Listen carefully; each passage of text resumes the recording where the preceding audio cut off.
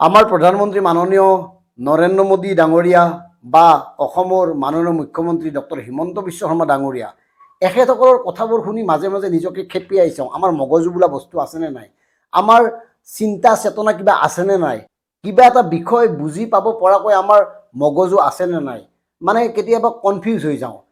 আচলতে আমি জীয়াই থাকি কিবা লাভ হৈছেনে হোৱা নাই। এইকাৰণে কৈছোঁ, এখেতসকলে খুব ভাল ভাল কথা কয়। প্ৰত্যেকেই জানে যে নৰেন্দ্ৰ মোদী ডাঙৰীয়া কথাত খুব ভাল।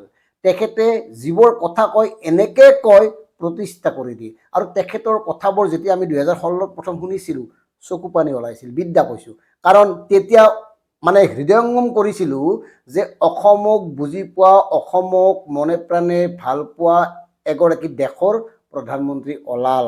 আৰু সেই ফূৰ্তিতে আমি হিয়া উজাৰি ভোট দিছিলোঁ নৰেন্দ্ৰ মোদী নেতৃত্বাধীন বিজেপি দলটোক। আৰু এতিয়া ভালদৰে কথা ক'ব পৰাটো বা সাধাৰণ জনতাক কথাৰ মাজেৰে মোহিত কৰিব পৰাটো হয়তো মোদীৰ ঈশ্বৰ প্ৰদত্ত গুণ আছিল, কিন্তু এতিয়া তেওঁৰ কাম কাজে সেই গুণটো উল্টাই দিলে। এতিয়া তেওঁৰ কাম কাজ বা কথা বতৰাৰ মাজত যে মিল নাই সেয়া স্পষ্ট হৈছে। কালি মঙলদৈত মোদীয়ে পুনৰ হাত জোকাৰি ডিঙিৰ শিৰ ফুলাই উদাত্ত কণ্ঠেৰে ক'লে, অনুপ্ৰৱেশকাৰীক ভাৰতৰ ভাগ্য নিয়ন্তা হ'বলৈ দিয়া নহ'ব। অনুপ্ৰৱেশকাৰীৰ কবলৰ পৰা দেশক মুক্ত কৰাৰ কাৰণে বিজেপি চৰকাৰ সংকল্পবদ্ধ।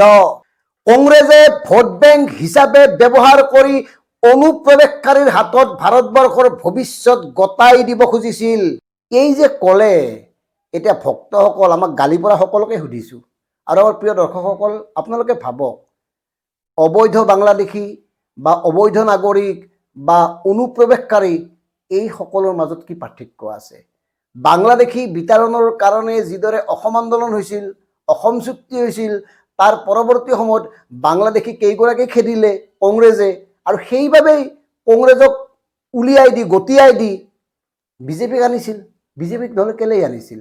কাৰণ 2016 চনত নৰেন্দ্ৰ মোদী ডাঙৰীয়াই তালি টপলাক লৈ যি আৱেগিক মন্তব্য প্ৰদান কৰিছিল, আৰু সেই আৱেগিক মন্তব্যত আশ্বস্ত হৈয়ে অসমবাসীয়ে হিয়া উজাৰি ভোট দিছিল।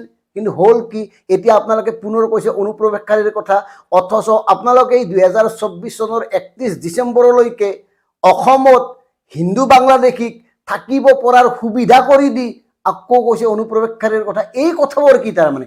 এইবিলাক আচলতে কি ধৰণৰ কথা? সেইকাৰণে কৈছোঁ, আমাৰ মগজু আছেনে নাই মাজে মাজে খুটিয়াই চাওঁ, ভয় হয়, শংকা হয়, আমাৰ একো নায়েই নেকি অসমীয়াৰ?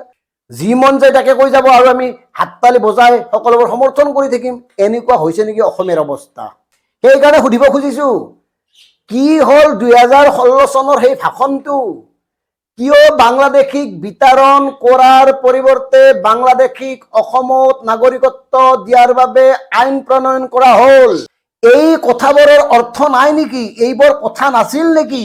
এইবোৰ কেৱল জুমলাবাজি আছিল নেকি? এই প্ৰশ্নৰ উত্তৰ এওঁলোকে দিব লাগিব। এইকাৰণে দিব লাগিব, অসমৰ সাধাৰণ জনতাক প্ৰতিটো দলেই যি ধৰণে ব্যৱহাৰ কৰি আহিছে আৰু ব্যৱহাৰ কৰিবলৈ দিয়া উচিত নহয়। প্ৰতিগৰাকী সচেতন লোকে এই সংকল্প লওক আৰু প্ৰশ্ন সোধক। তেওঁলোকে যেতিয়াই যি মন যায় তাকে ক'ব আৰু আমি হাততালি বজাই সমৰ্থন কৰি যাম। মানে কথাখিনি চিন্তা কৰক, একেটাই কথা উল্টাই পুল্টাই সেই কথাখিনিয়ে বাৰে বাৰে কৈ থাকে। মোদীয়েও কয়, আমাৰ মুখ্যমন্ত্ৰীয়েও কয়। গতিকে আমাৰ স্পষ্ট কথা, আমাক কাম লাগে।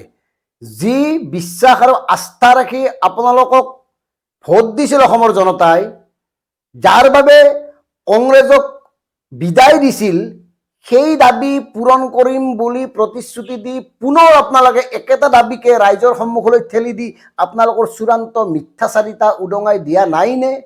আৰু এয়া প্ৰবঞ্চনা নহয়নে? অসম আৰু অসমীয়াক কিমান প্ৰবঞ্চনা কৰে আপোনালোকে, কিমান ঠগায়, কিমান আৰু এই ধৰণে আভুৱা ভাৰি থাকে। গতিকে এই কথাবোৰ ক্লিয়াৰ হ'ব লাগে, এই কথাবোৰ স্পষ্ট হ'ব লাগে, এই কথাবোৰৰ উত্তৰ লাগে, আৰু উত্তৰ নোপোৱালৈকে আমি আপোনালোকক নেৰোঁ। ধন্যবাদ।